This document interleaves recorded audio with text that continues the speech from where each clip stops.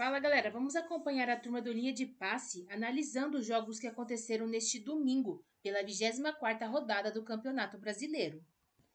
O Cruzeiro venceu o Bragantino por 2-1. De virada, o Cruzeiro vence e fica a 1 ponto da liderança. Vamos acompanhar aí e ver o que eles acharam deste jogo. Vamos lá, minha gente. Estamos de volta para falar de Santos e São Paulo. Já já o Jailson vai falar, mas eu vou começar com a Mari Pereira. Santos venceu 1-0. Santos do Vojvoda. Primeira vitória do Santos com o Vojvoda. Há quem veja o copo meio cheio. Estava invicto. 2 jogos, 2 empates. Agora segue invicto, mas tem uma vitória. Gol do Guilherme, de um time que abre 4 pontos para o Z4. Boa noite para você, Mari Pereira. É verdade. Tudo bem, amigos? Boa noite. Boa noite para o Fã de Esportes que nos acompanha. A vitória do Santos é importante porque o Santos é um dos piores mandantes, né, dessa temporada de Campeonato Brasileiro, com a ausência do Neymar ali assistindo dos camarotes da Vila, né, a presença dele. A gente tem falado muito sobre o impacto do Neymar nesse grupo do Santos, né, não só no do Santos, mas da seleção brasileira. Todo mundo que joga com ele fala sobre isso, o impacto dele dentro do grupo. Mas eu achei que o Santos ele produziu bem sem o Neymar. Eu não vou atrelar isso, obviamente, não foi a figura dele que fez o Santos produzir muito bem. Esse choque já, né, no comecinho do jogo do Ferreirinha com o Brasão. De novo, hein? Meu Deus do céu, né? Tem que tomar um banho aí de sal grosso, de ervas, enfim. Mas, graças a Deus, não aconteceu nada com ele nessa partida. O Santos finalizou muito mais. Acho que na figura do Roleiser é um jogador que, centralizado, a gente já está vendo essa chegada, faz o Santos atacar com uma qualidade melhor, acionando o Guilherme pelo lado esquerdo. Acho que por dentro o Santos tinha muita dificuldade de trabalhar quando ele consegue encaixar muito bem agora com o Mike pelo lado direito. Defensivamente ele sofre pouco, mas achei um jogo muito ruim do São Paulo. Claro que tem assim o mérito do Santos na vitória, das finalizações, da produção ofensiva. Foi um time que de fato fez o Yang trabalhar, então já começa pela figura do goleiro as mudanças na equipe do São Paulo, mas achei o São Paulo muito abaixo. A expectativa de que hoje o Crespo poderia entrar com o Mailton, poderia entrar com o Ferreirinha e o Rodriguinho, pegando o jogo da semana passada, né, um jogo de Libertadores, que foram jogadores que entraram e melhoraram a equipe, principalmente Ferreirinha e o Mailton. Isso não aconteceu. Acho que para o São Paulo não deu resultado. E aí a gente pode falar de desgaste, a gente pode falar de uma série de coisas, mas a vitória do Santos foi merecida, porque o Santos buscou esse resultado. Jean de 1-0, Peixe. Boa noite. Boa noite. E um resultado bastante justo pelo que foi o jogo, pelo que aconteceu nos 90 minutos, embora é claro que a gente precisa fazer a ressalva sobre o time escalado do São Paulo, né? E o time escalado pelo São Paulo não é só um time reserva, porque é um time reserva de um elenco que já tem 6, 7, 8 machucados. Sim. Então, evidentemente, chega a ser quase que, não digo que é um terceiro time do São Paulo. É um time misto entre o B e o C. Exatamente. É isso, porque, de fato, o São Paulo vive com essas lesões há muito tempo. Acho que aí é uma questão, eu não gosto nunca de fazer nenhuma ilação ou dizer que é incompetência de um ou de outro, mas é impressionante o que acontece no São Paulo. Então, eu acho que é preciso checar se, de fato, é só azar. O acaso. Que faz com... Porque hoje, inclusive, o São Paulo perde, no começo do segundo tempo, mais 2 jogadores. Então, acho que assim, um São Paulo bastante modificado, sem entrosamento, sem os seus melhores jogadores, mas um Santos que fez um grande jogo, ainda assim. Eu acho que o primeiro tempo do Santos foi muito. E aí, talvez, a boa notícia para o São Paulo seja o Yang. Porque depois daquela estreia terrível ali... Esporte. Entregando o gol para o Lucas Lima, né, com um lance que fica marcado, né, num momento importante da temporada, ele consegue garantir o resultado para o São Paulo no primeiro tempo, porque foi o que aconteceu. O empate no primeiro tempo acaba sendo um fruto do trabalho do goleiro do São Paulo. O Santos foi muito superior, o Santos, como disse a Mari, finalizou muito mais, criou muito mais, jogou bem, né? Eu acho que foi um time... Eu não gosto nunca de falar que um treinador chega depois de 3 jogos, a gente já começa a ver. Mas, de fato, é diferente do que a gente via. A própria maneira de jogar, de buscar o gol, né, a triangulação, as inversões. Acho que o Santos fez um grande jogo, mas ficou claro, né? Eu falava a respeito dos desfalques do São Paulo, também ficou claro que a partir do momento que o São Paulo coloca 2 titulares ali já para o final do jogo... É o momento em que o São Paulo também consegue criar um pouco mais, chegar um pouco mais. Aí, claro, tem a ver com as substituições e tem a ver com quem está quando alguém está ganhando o jogo por 1-0 e faltam poucos minutos, também é normal que esse time dê uma baixada ali nas linhas, tente segurar o resultado. Então, acho que a soma das duas coisas fez com que a segunda metade do segundo tempo tenha sido o melhor momento do São Paulo no jogo. Mas, olhando para os 90, o resultado é indiscutível. O que te chamou mais atenção hoje, Jailson? Boa noite. Boa noite, Mota. Boa noite aos companheiros. Boa noite, o Fã de Esporte. Então, eu penso que o jogo de hoje era pro Santos. O jogo do São Paulo é a próxima quinta-feira contra a LDU. E, assim, é por isso que eu entendo também do que o Jean falou, né, em relação à mistura do time B com o time C para o jogo de hoje. Porque é óbvio, a prioridade do São Paulo é tentar a remontada ali, né, depois do 0-2 ali, né, contra a LDU. E a expectativa do torcedor é o jogo de quinta-feira. Hoje era importantíssimo pro Santos. A vitória e se consolidou, né, realmente concretizou com esse 1-0. Mas a nota ruim para o São Paulo, ao meu ver, porque assim, tem a expectativa de um jogo ofensivo contra a LDU. O Mailton erra, né, no gol do Guilherme, antecipação muito fácil que o Guilherme conseguiu ali fazer, enganando tranquilamente o ala pelo lado direito do São Paulo. Enfim, ele só fingiu que era nas costas do Mailton, o Mailton deu uma dormida, o Guilherme foi na frente dele e conseguiu completar. E as lesões, né? O Luan não, porque o Luan não está sendo tão utilizado, a ver como vai ser a questão do Ferreirinha.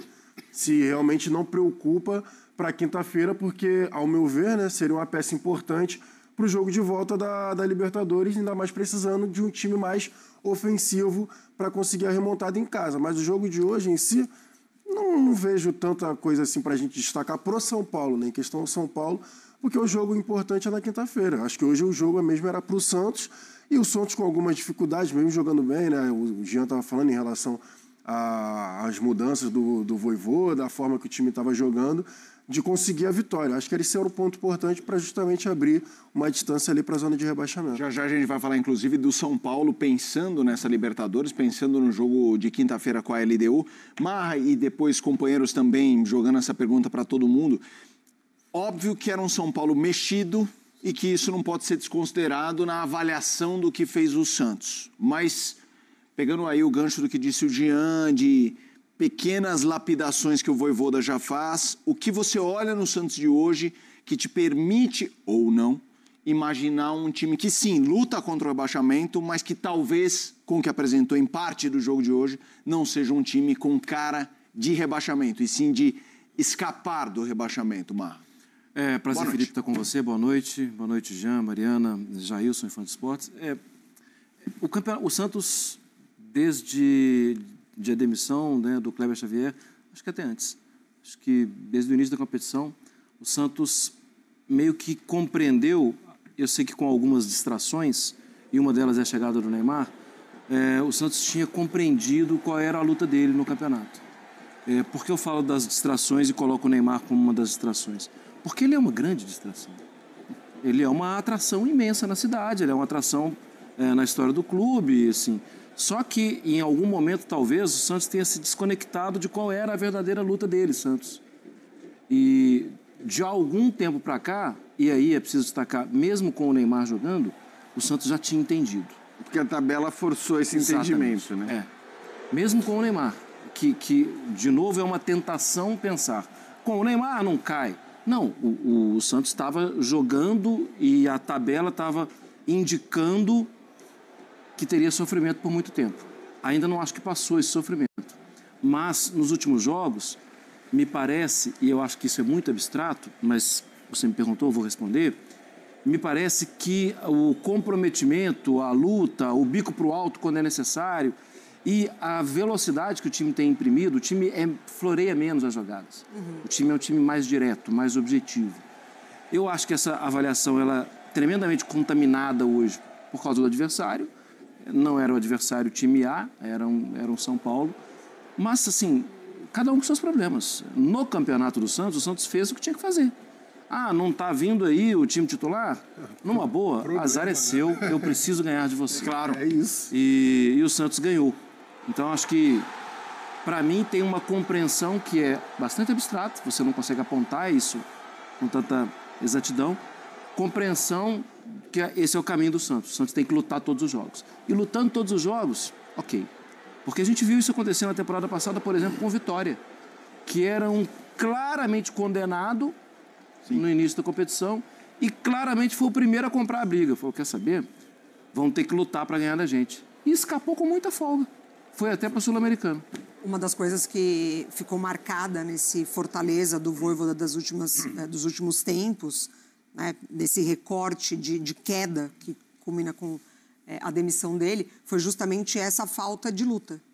Dos jogadores já terem ali, talvez, chegado no limite de não encontrarem mais alguma mobilização a ponto de você ver partidas em que essa falta de ímpeto estava muito claro. Eu então, acho que assim, o principal contra o Cuiabá, exemplo é o do Cruzeiro. Do Cruzeiro também, é verdade. Do Cruzeiro, para mim, é o maior exemplo. A gente falou muito sobre isso, assim, a marcação que não chegava, o adversário com muita liberdade para trocar passes, para se aproximar da área, o lateral que não fecha, o cruzamento que acontece. Então, foi o ponto alto também do trabalho do Vojvoda, mas foi também o que ficou ali marcado nessa reta final no Fortaleza. Então, ele chega já muito com essa característica, né, de dar ao Santos essa capacidade de disputar. E se ele não tem isso na qualidade tanto do elenco, não é um elenco espetacular, ele não tem muito de onde tirar. Hoje o Roleiser também sai machucado, né? Então, assim, se você perde Neymar, se você perde Roleiser, você já começa a olhar ali, tá, então da onde que vai vir, né? Esse meu ponto de desequilíbrio da equipe. Mas eu concordo com o Marra, é um time que hoje ele não negocia tanto isso com o adversário. São 2 empates, mas empates contra o Fluminense, empates contra o Atlético e agora a vitória dentro de casa. Pegando o gancho do que os companheiros estão falando, né? Eu acho que são os momentos do Santos na temporada. Que, por exemplo, você começa a temporada pensando que o time está de volta à Série A.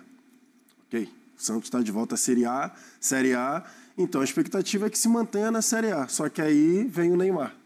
E aí, quando vem o Neymar, até o Caixinha, naquela ocasião, lá no início, estou falando do início do ano ainda, o Caixinha fica pequeno para ser o técnico do Santos. Fica aquele, será que o Caixinha vai conseguir ser o treinador do Santos? E aí o Santos começa o ano daquele jeito e tal, e aí a torcida já pegando no pé.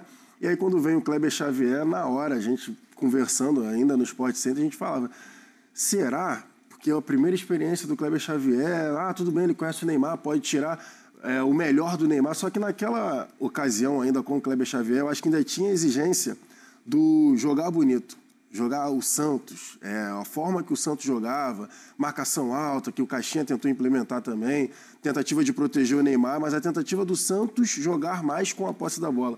E aí, pegando o gancho do que o Marra está falando aqui, que o Marra trouxe, o que para mim o Vojvoda traz, né, nesses primeiros 3 jogos, é a capacidade de competição. Eu também acho que a torcida entendeu.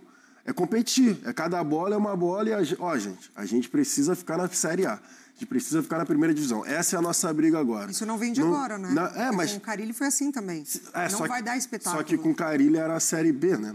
Então, mas a torcida criou uma expectativa de que na Série B o Santos ia sobrar. Sim. Porque a memória afetiva é de um Santos sempre sobrando, né? Mas a reclamação na época do Carille também, por isso que não teve a continuidade do trabalho, era que o Santos não jogava da forma do Santos. Sim. O Santos estava ali só competindo de fato e subiu para a Série A. Só que não era a expectativa da torcida. Eu acho que também, carregando a expectativa que teve com o Carille para esse 2025, a expectativa era de um time jogando, acho que fugiu um pouco da realidade. Acho que foi você que o Marra falou em distrações. Distrações, eu acho que foi muito bem, porque na hora que você vem o Neymar, a expectativa da torcida do Santos já era em relação de não concordar com a forma que o time jogou ano passado da Série B com o Carille, e vem a distração Neymar, forma que o Marra colocou, realmente agora não. A gente não vai brigar para não cair. A gente vai jogar bonito e a gente vai brigar na parte de cima. O Neymar é incompatível com brigar para não cair. Claro, evidentemente, pelo tamanho, por tudo. Aí a gente pode... Pela carreira, né? Acho que a gente pode discutir um monte de coisa. Agora, também é muito claro que é uma coisa muito específica, de um contexto muito específico. Eu não estou entrando no mérito se é bom, se é ruim, sim. Mas é óbvio que quando você contrata um jogador desse tamanho, você tira da cabeça que você vai brigar para não cair. Fora as outras contratações, né, Altinho? Não, e as A outras... partir do Neymar, quem chegou? Pois é, porque eu ia falar também, assim, não é... Se você olhar para o Campeonato Brasileiro hoje, inclusive para os times que estão na zona de rebaixamento, exceção feita ao Fortaleza, né, por todo o histórico recente do Fortaleza, você olha e fala que o elenco do Santos não tem nada de elenco para brigar contra o rebaixamento. Você pode achar que não é elenco para ir para Libertadores, ok, mas para brigar contra o rebaixamento não é isso. E aí o Santos foi se colocando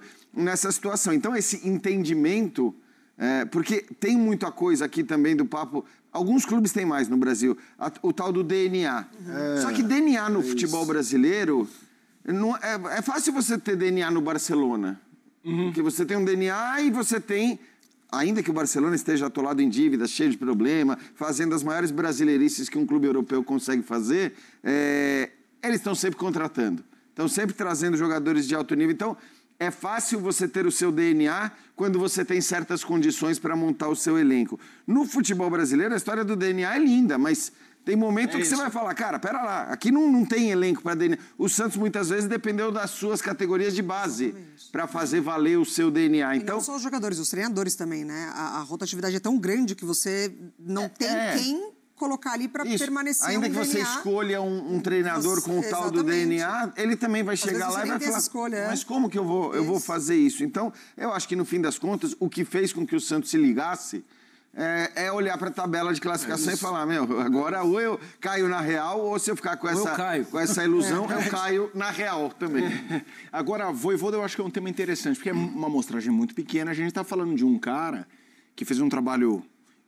histórico pelo Fortaleza. Claro que sim. E que mesmo empregado no Fortaleza, eu me lembro bem, porque isso é muito comum no Sport Center, quando estou no Sport Center, aquele mês de janeiro, que tem especulação, todo time tinha um interesse no Vojvoda, mesmo bem empregado, contrato assinado, renovado, prorrogado.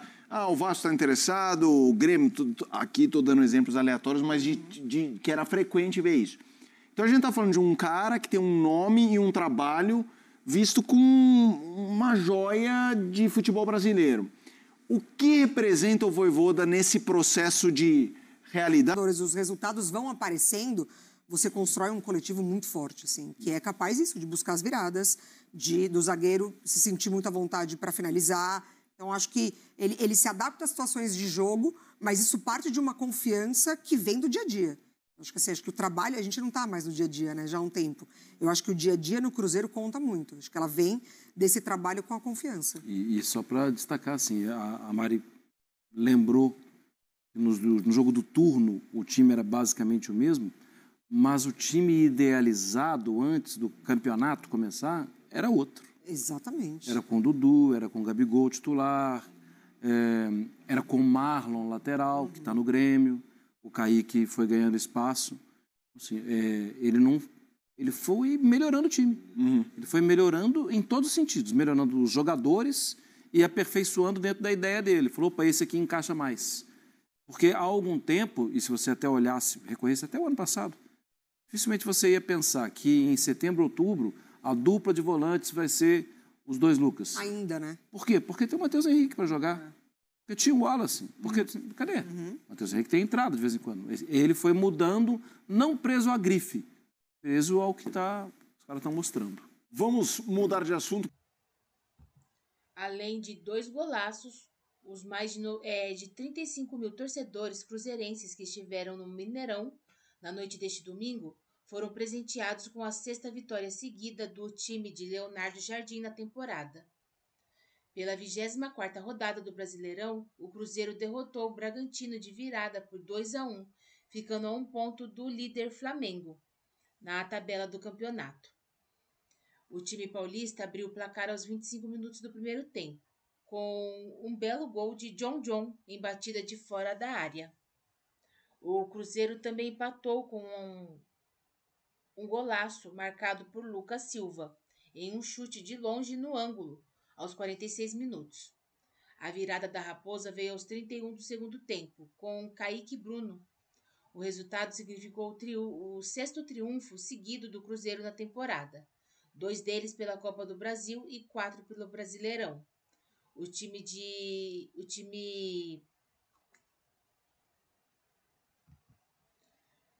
O O Bragantino volta a tropeçar no campeonato, se afastando ainda mais do G6. Com o resultado, o Cruzeiro termina a rodada na segunda posição do campeonato, com 50 pontos, um a menos que o líder Flamengo. O Bragantino aparece em nono lugar com 31, 6 atrás do Bahia, que ocupa a sexta posição.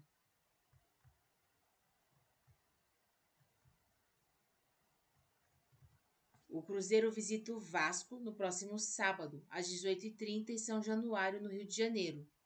No domingo, às 18h30, o Bragantino recebe o Santos no Cícero de Souza Marques, em Bragança Paulista. Os dois jogos são válidos pela 25ª rodada do Campeonato Brasileiro.